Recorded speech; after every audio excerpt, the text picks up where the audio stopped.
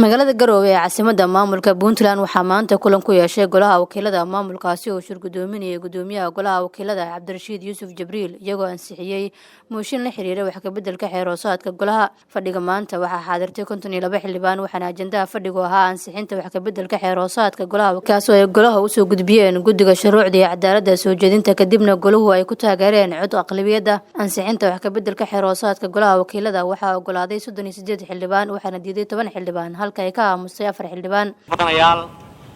codayntii wax ka beddelkii xeeroosaadka ay ku sameeyeen guddiga shuruucda iyo cadaaladda waxay u dhacday sida tan kooramku waa 250 ogol waa 38 mudane diidmo waa 10 mudane aamus waa 4 mudane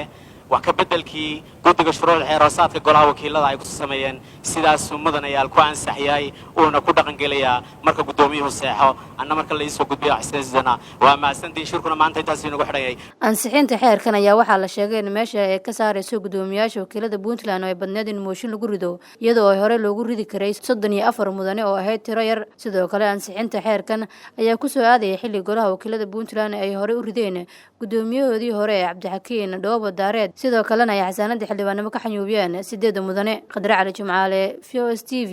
Muqdisho.